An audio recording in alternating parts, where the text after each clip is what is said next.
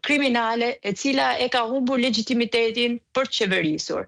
Edi Rama dhe Belinda Balluku dhe e gjithë kjo mazhërancë pra një organizatë kriminale po cënojnë sigurinë kombëtare, sepse sot Shqipëri shteti ka rënë, nuk ka më llogaridhënie, Kuvendi i Shqipërisë e ka humbur rolin e tij, që duhet ishte në shërbim të qytetarëve, sot ai është marrë peng dhe është në shërbim të krimit organizuar.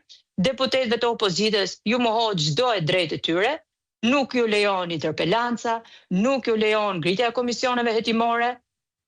Pra sot Kuvendi i Shqipërisë është kthyer një mburojtje të korruptuarve dhe ndaj ne deputetët e opozitës protestojmë dhe vazhdojmë të protestojmë që të mos lejojmë që Kuvendi i Shqipërisë të merret peng.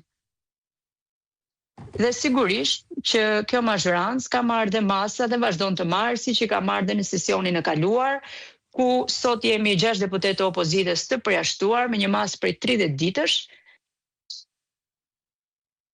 Thjesht për shkak sepse kemi protestuar kundrejt panderës Belinda Balluku, koordinatorit krimit organizuar Ergyll Sagasi dhe gjithë asaj organizate kriminale, mazhërancë, e cila ka humbur legitimitetin për qeverisur. Në fakt, zonja Hoti është e paprecedente dhe ky përjashtim i 30 ditor, por të ndalemi edhe pak tek situata që është krijuar mes kushtetueses dhe këshillit mandateve për zonjën Balluku. Është ky rasti më flagrant dhe skandalos që po ndodh, sepse ne ishim mësuar deri që zoti Rama fliste në emër të drejtësisë, nuk ka mbi ligjin, është ai faj personal, ka ngrënë kumbulla pas shpinës kryeministit, ndërkohë që duket sikur vetë kryeministri, gjithë qeveria është kthyer në një mburoj për Belinda Ballukun, duke shkuar dhe në kufit e qesharakes me njëri tjetrin.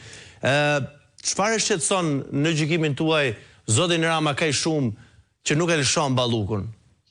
Është vetë Balluku apo problemi është kush vjen pas Ballukut? Arsyeja pse është kaq i shqetësuar Edi Rama dhe pse ai u bën avokatin më të zellë ndaj Belinda Ballukut, nuk është që Edi Rama shqetësohet shumë për Belinda Ballukun, sepse ai e ka treguar që i ka hedhur poshtë sa herë është dashur bashkëpunëtorët e tij. Por arsyeja vetme është sepse pas aferës së tunelit të Llogaras, aty qëndron firma e Edi Ramës. Dhe ai nuk mundet që ta justifikojë më këtë që nuk ka patur dieni. Është rasti unik në botë, Arnold, që sot Shqipëria ka një zëvendës kryeministre, një ministre, një të pandehur, e cila është në hetim për abuzime me disa procedura publike tenderimi. Është hera e parë që merret një kërkesë për një zëvendës kryeministre në detyrë. Dhe prandaj sot Edi Rama është kaq i shqetësuar dhe nuk e lëshon Belinda Ballukun, sepse lëshimi i Belinda Ballukut do të thotë që largimi i Edi Ramës. Ndaj ai pra kjo nuk është më një procedurë që po bllokon një procedurë parlamentare, por kjo është një alarm kombëtar kundrejt demokracisë së këtij vendi, është një akt i hapur kundrejt drejtësisë, i cili ka marrë peng, pra siç e thash, Kuvendin e Shqipërisë, gjykatën kushtetuese e cila duhet ishte garant i kushtetutës, sot është bërë mburojë e korrupsionit të hajdutëve të Edi Ramës, të Edi Ramës, Belindës, Mirlindës, e të gjithëve me radhë.